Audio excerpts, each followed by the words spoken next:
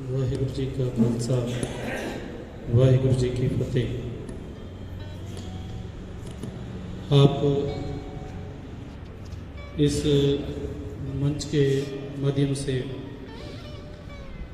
जो हमारा पिछले समय से जो सद्भावना संसद के पूरे मेंबर साहबान हैं जो इसमें शमूलियत करते हैं, उनके उपराले से आप यहाँ पे जुड़े हो और इस मंच का और इस इकट्ठ का एक ही मैसेज है कि हम लोग आपस में एक दूसरे को जान सकें, पहचान सकें। जितना टाइम ये इंसान ये नहीं पहचान पाएगा कि जो मेरा भाई है, जो मेरे साथ रहने वाला इंसान है, कि उस इंसान की भी कोई अहमियत है, उसकी कोई वैल्यू है। बहुत ही अच्छे ढंग से सर जी ने हमें बताया है कि कैसे हम एक आम इंसान और ताकतवर इंसान आपस में मिलकर के एक अच्छी गुलदस्ते का, एक अच्छी पहचान का कैसे सबूत दे सकते हैं। मैं थैंक यू करूँगा सर जी का कि बहुत ही अच्छे ढंग से सर जी ने हमें बताया है कि ऐसे ऐसे किरण मोहित सर जी कि ऐसे ऐसे प्यार से आदमी इंसान रह सकता है। हमें पता भी नहीं चला कि किस प्रकार से हमें इन्होंने एक गेम के हिसाब से ही बता दिया कि आपस में प्यार कैसे रखना है। जो प्यार है, मोहब्बत है, सर जी ने बोला है कि धर्म की तरफ से भी नहीं बताया जा रहा और एजुकेशन की सिस्टम से भी नहीं बताया जा रहा कि आपस में भाईचारे से, प्यार से रहना चाहिए। ये नहीं है कि धर्म के हिसाब से नहीं बताया जा रहा कि भाई कि तेरे को प्यार से रहना है। धर्म भी बोलता है कि प्यार से रहना है। आप बाइबल को पढ़ लो, गीता को पढ़ लो, गुरु ग्रंथ साहिब महाराज जी को पढ़ो, किसी भी धार्मिक धर्म के किसी भी ग्रंथ को पढ़ोगे सभी सत्कारजोग हैं। कोई भी धर्म का इतिहास या कोई भी धार्मिक ग्रंथ है जो ये नहीं बोलता, कोई धर्म ये नहीं बोलता कि भाई कि तू दूसरे के साथ लड़ाई कर। जो अच्छाई और बुराई है, जो संसार में ये माना जाता है कि अच्छाई और बुराई जो आपस में पैदा हुई, जिस जगह पे अच्छाई पैदा होगी वहाँ पे बुराई भी अपने आप पैदा हुई है। जैसे एक बागीचे में बहुत फूल रहते हैं, यहाँ पे वहाँ पे सुंदर फूल रहते हैं। हमारे हमने देखा है कि गुलाब का फूल बहुत अच्छा लगता है सभी को, लेकिन उसके साथ कांटे भी रहते हैं। और जब जो धर्म का प्रचार करने वाले लोग हैं, जो धर्म के अपने आप को न्याय समझते हैं। पिछली बार जो जब होटल में मीटिंग हुई थी, उस टाइम सर जी ने बोला था कि जो हम लोग हैं, हम धर्म के ठेकेदार नहीं हैं। अगर हम धार्मिक लोग हैं, धर्म का प्रचार करते हैं, तो धर्म के ठेकेदार नहीं हैं। हमें भी ये समझना पड़ेगा कि ये जो दुनिया है, कायनात है, जो भी दुनिया रह रही है, हर एक इंसान में वो भगवान परमात्मा बस रहा है। परमात्मा की ज्योत हर एक इंसान में है। जो बुराई है, जो कांटे हैं, अभी कांटे ने क्या काम किया आपने देखा ही है। अभी पिन ने क्या काम किया, सभी गुब्बारे को बहुत अच्छे लग रहे थे बोलूँ, सभी गुब्बारों को तोड़ दिया, 1 मिनट में खत्म हो गया। और जो कांटे का काम है, उसने कांटे ने अपना काम करना है। लेकिन जिसके हाथ में ताकत है, सर जी बोल रहे हैं ना, जिसके हाथ में वो सुई है, जिसके हाथ में वो कांटा है, उसके दिमाग में क्या चल रहा है। ये भी है कि जिसके आदमी के हाथ में किसी भी प्रकार का हथियार रहेगा, वो हथियार अपने आप नहीं चलता। उसको चलाने के लिए दिमाग और सोच जैसी रहेगी आदमी की, वैसे ही होगा।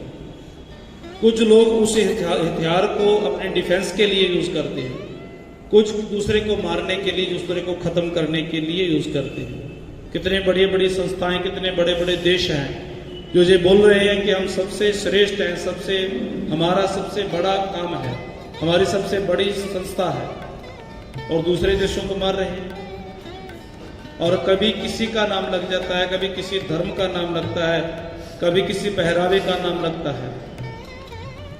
और इसमें सोच जो है, छोटी सोच है, वो सोच दूसरे को नुकसान पहुंचाती है।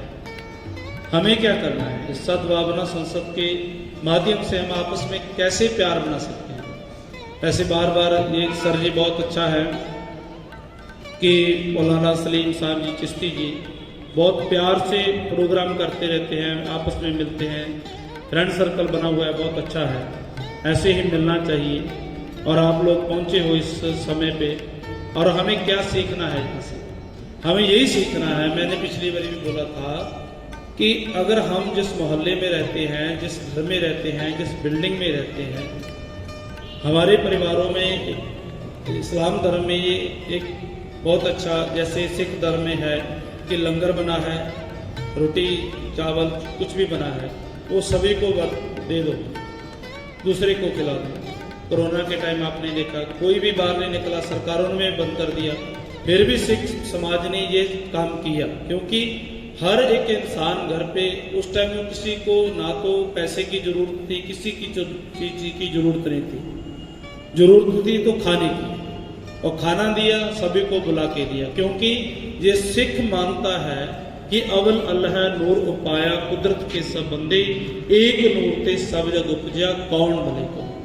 ऐसा जो कंसेप्ट है हमारे जीवन में, जो हमें हमारे गुरुओं ने दिया, गुरु नानक देव महाराज ने पूरे जीवन में क्या किया, उन्होंने सभी को यही समझाया है कि भाई सब एक हैं। अगर वो इस्लाम के इंसान के साथ मिलते हैं तो उसको ये समझाते हैं कि तेरा जो इस्लाम है ना, तेरा जो धर्म है, वो तेरे को क्या समझाता है, कि तेरे को क्या पढ़ाता है। गुरबानी में लिखा है कि मुसलमान मोम दिल हो गए, अंतर कीमल दिलती तो। जो मुसलमान इंसान है उसका दिल कैसा होना चाहिए? मोम जैसा होना चाहिए, इतना कोमल होना चाहिए कि किसी का दुख देख के वो भी पिघल जाए। गुरु नानक देव महाराज जी का ये वचन है। और हिंदू के लिए भी बोला, अगर भाई तू स्नान करता है गंगा में, करता रहे, तेरे को मना नहीं है कि तू करता है, तब तक स्नान कर जब तक तेरे अंदर की मैल खत्म नहीं हो जाती, करता रहे। अंदर की मैल खत्म हो गई तो फिर परोपकार के लिए निकल, दूसरों को इंसान समझ। मैं विनती कर रहा था कि ये हमारे समाज में इस्लाम धर्म में कुछ ऐसे परिवार रहते हैं, एक जगह पे खाना बनाते हैं, टिफिन में डालते हैं, दूसरे घरों पे जाता है, और अच्छी बात है, जाना भी चाहिए। मेरी सोच ये है कि मैं ये मानता हूँ, सर जी मैं पिछली बार भी बोला कि अगर तेरे को ये पता है कि ये खाना किसी भूखे के पेट में जाना चाहिए, किसी को मिलना चाहिए, अगर जिस बिल्डिंग में तू रह रहा है, जिस मोहल्ले में तू रह रहा है, जिस गली में तू रह रहा है, जिस गली में तू अपने भाई को देने जा रहा है ना टिफिन, उसमें ये देख कि उस गली में कौन भूखा है। ये ना देख कि ये इस्लाम धर्म का है या हिंदू धर्म का है या सिख धर्म का है। किसी भी धर्म का, किसी भी पहरावे में, किसी भी घर में कोई भी इंसान भूखा हो सकता है। तेरा जो कॉन्सेप्ट होना चाहिए कि तेरे को ये सीखना चाहिए कि हर एक इंसान में जिंदगी है, हर एक इंसान को अगर कोई भूखा है तो उसको खाना खिलाना मेरा धर्म है। और यही बात नहीं है कि सिखों में अकेला कि हम बोलते रहते हैं कि हम लंगर की बात करते रहते हैं। आप सिख समाज के बारे में आप हिस्ट्री पढ़ो, यूट्यूब कहीं पे भी देखो, हर एक क्षेत्र में। और पढ़ाई के बारे में हमारे सरदार जी बैठे हैं, सरदार कुलविंदर सिंह गुजराल जी, गुरुद्वारा गुरु नानक दरबार सिंगड़ा तलाव और गुरु गोविंद सिंह कॉलेज का पूरा वो मैनेजमेंट का पूरा देखते हैं, प्रेसिडेंट है वहाँ के, और पूरी जिंदगी परोपकार के लिए लगा दी, समाज के हित के लिए लगा दी। और गुरु गोविंद सिंह स्कूल में अभी क्या मैसेज है, क्या है वहाँ पे, ये माना जाता है कि वहाँ पे सिखों के लोग, आपको पता ही है कि इस सिटी में सिख बहुत कम है, सिखों के बच्चे कम पढ़ते हैं और दूसरे लोग जो कम्युनिटी के लोग ज़्यादा पढ़ते हैं। और वहाँ पे किसी से पूछा नहीं जाता भाई तू कौन सी जात का है। वहाँ पे एडमिशन के लिए जब कोई जाता है किसी को पूछा नहीं जाता कि तू इस्लाम धर्म से आया, तेरे को एडमिशन नहीं मिलेगा।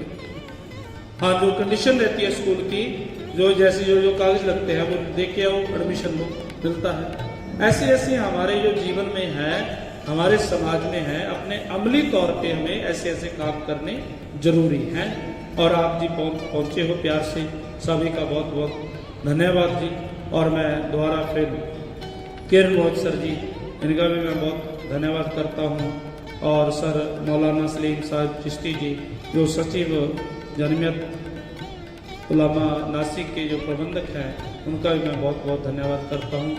वाहिगुरु जी का खालसा, वाहिगुरु जी की फतेह।